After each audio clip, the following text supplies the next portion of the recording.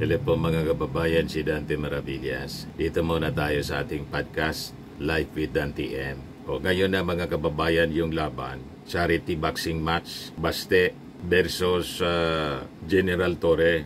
O ngayon, lumipad si Baste pa Singapore. Pagkatapos, ngayong araw na to, nagpalabas na naman po ng ablada, ng pagyayabang. Yan Baste Duterte, hinamon si Torre ng suntukan na walang kamera at gloves. Malinaw na ablada lang po mga kababayan. Pang-uuto. Diba? Yan sabi ni Baste dito. Masyado kanyang pasyubis. Hinamon ni Davao City Acting Mayor Baste Duterte si PNP Chief Police General Nicolas Torre III ng suntukan na walang kamera at gloves. Sa episode 2 ng kanyang podcast, kwinestyon ni Baste ang umano'y charity match at paggamit sa nangyayaring kalamidad sa Metro Manila. Gusto mo, puntahan kita, walang kamera at magsuntukan tayo ng walang gloves, sabi po ni Baste.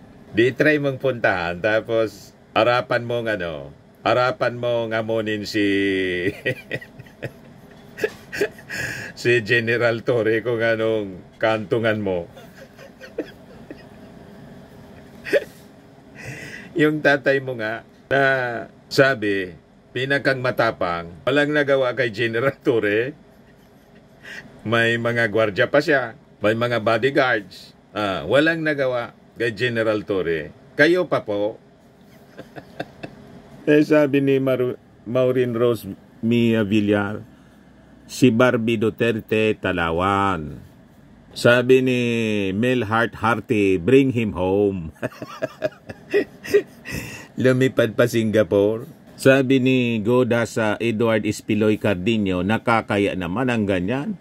Maging lalaki naman sana sa salita. This only reflects na puro lang siya salita.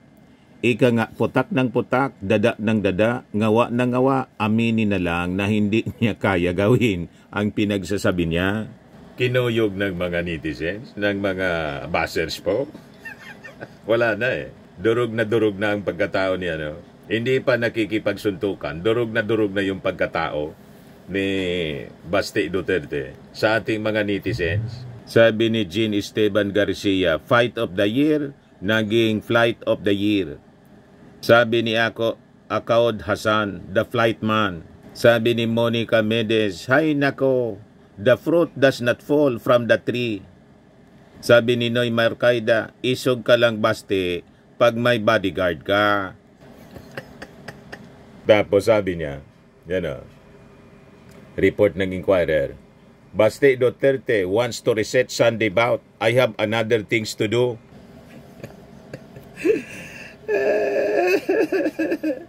I cannot be there on Sunday. I have other things to do. But Tuesday, I am available Tuesday, Wednesday, but not Sunday, sabi ni Baste. Or any other day. So I think it's better for you because you still have time to practice. Because your punching is a bit when you jab, you immediately lower your hand. You need to defend your face.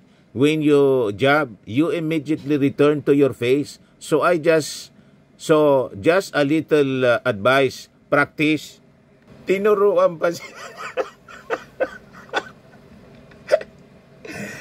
Manang-mana talaga po sa kanyang tatay. Mahilig mag-advise, hindi ma-advisean yung sarili. Tinuruan pa si General Torre kung ano dapat gawin. Mali daw yung ginagawa sa pag-practice. Binababaan niya yung kamay. Dapat na niya, pagkatapos magsuntok, diretso sa mukha. Tingin ko, iniinis lang niya, mga kababayan, si General Torre. Wala, nakadikit na sa kanyang katawan yung pagiging duwag. Di ba? Hindi na yan maalis kahit anong ablada niya, anong idaldal niya. Hanggat hindi nangyayari yung magkipagbakbakan siya at gumawa ng rason, kung ano-anong rason, gagawin niya ni Baste. Pag Senate naman, sa ibang araw, o sige sa ibang araw, ganun din. Tapos pagtatawanan niya si General Torre, nautukoan niya.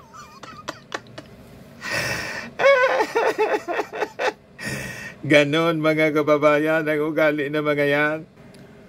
The acting Davao City Mayor also criticized the statement of Torre that their fight would be for charity and for the victims of the onslaught of the recent tropical cyclones in Metro Manila and nearby provinces. If you really just want a fight, why do you need charity? Why do you need to use what's happening right now with the floods in Metro Manila? Duterte also challenged Torre to a fist fight outside the boxing ring without a camera and gloves. If you want, I'll come to you. No cameras. Let's fight. No gloves. Why do you need anything? Are you serious about showbiz? So, if you really want it, it's just the two of you. Either I'll come to you, just the two of us. Just bring your bodyguard with you so that if something happens to you, at least someone will be there to pick you through the hospital. Duterte likewise set the condition for Torre to have President Ferdinand Marcos Jr. and all other elected officials undergo a hair follicle drug test before they would do the fight. Parehas po ang kondisyon niya, yung imposible na mangyari para hindi matuloy. O, di ba? Malinaw na ablada lang po. Yan yung bago niya, mga kababayan, na ni-record na video. Kung serious ka talaga, ha? But I cannot be there sa Sunday. I have other things to do. Pero Tuesday, available na ako. Tuesday, Wednesday, but not Sunday. Tuesday, Wednesday, or any other day. Kasi may oras ka pa para mag-ensayo. Kasi medyo yung pagsuntok mo, pag job mo, nakababa ka agad yung kamay mo, kailangan nakadepensa yan sa mukha mo. Pag job mo, balik ka agad sa mukha. Tinaruan pa si Torre. So, konting advice lang, mag-ensayo ka. Hindi mo man kailangang mag-advise. Ang totoong fighter, mga kababayan, nakakita kang fighter tulad ni Pacman na si Barrios, in-advisean kung paano magdepensa.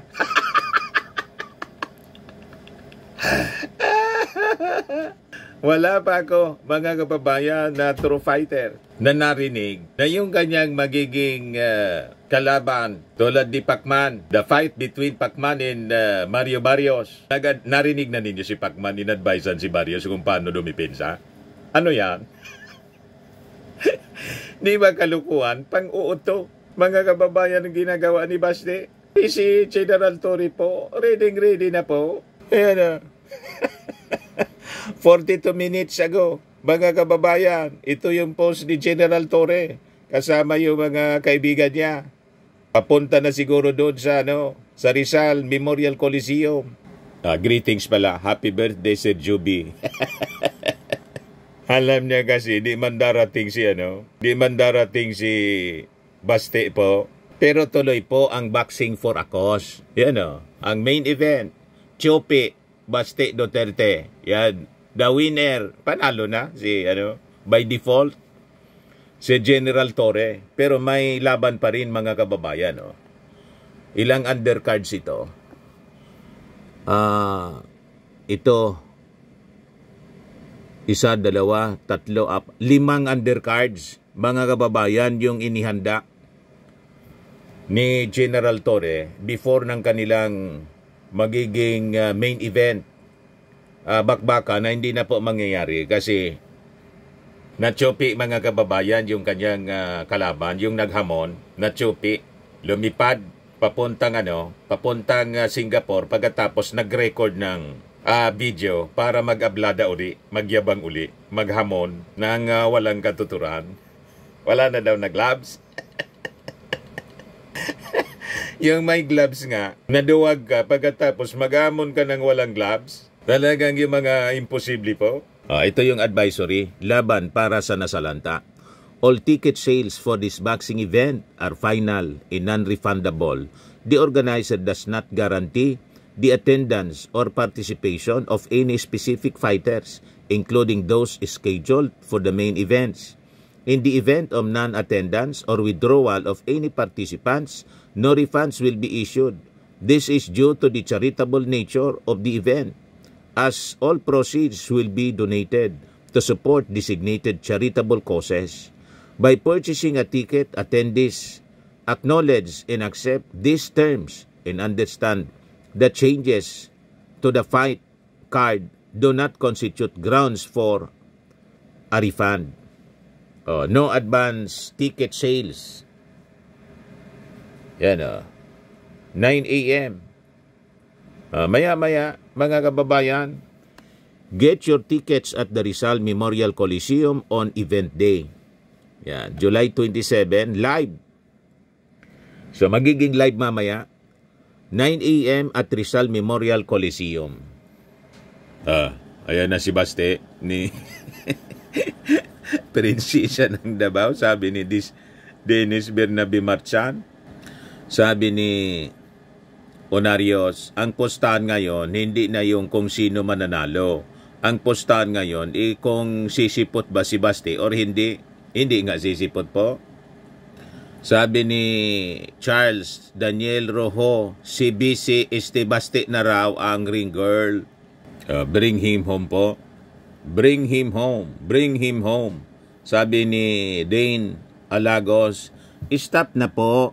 Wag na nating awayin si Baste. Nasa Singapore na po siya. Nagpabura ng tato. Misrepresentation yung yung tato. Sayang ng tato po. Na binalot mo yung katawan mo ng tato. Pagkatapos, nagamon ka. Ikaw yung nagamon, ikaw yung aatras. Di ba? Kaya talaga po.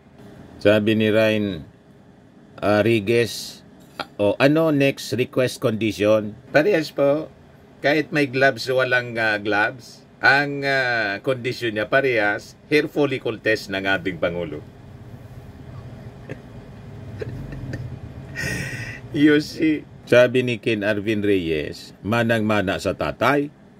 Sabi ni Ferdinand Roaquin, Duterte duwag. Sabi ni Ronnie Urbano, Baste versus Torre, second drawing. Hindi drawing na lang. Sabi ni Fortunato Vilas, istorya hinaliwat kami Baste, kakaomay ka na. Sabi ni Raymond Baha Matandak, I remember when I visited my grandfather in the village and he dropped some serious wisdom on me. He said, grandson, one day, some people will waste their time reading your comment. Today is that day. Wala nang maniniwala kay Baste. Iwan ko kung yung mga taga Davao may natira pang paghanga sa kanya. Yung mga bumoto sa kanya. Tinaya yung Davao. Di ba? Sinira yung imahe nilang maisog.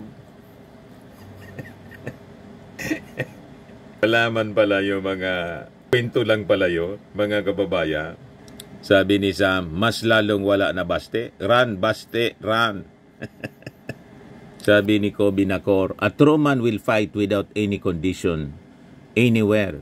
Once you ask for a boxing match, so be it. Fight whoever is willing to go to 2-2. Sabi ni Joseph Alexis Laure, another flight, another day. Bayot Manjay, ka Sebastian Baste Duterte.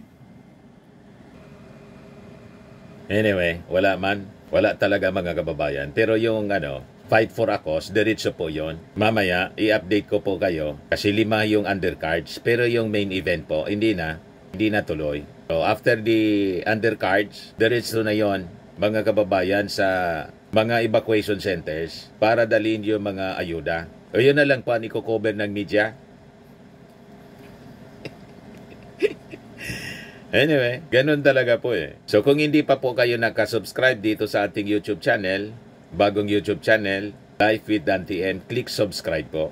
At sa mga gustong magnegosyo pala nito po na napaka gandang product natin, I am Amazing Pure Organic Barley Powdered Drink Mix from Australia.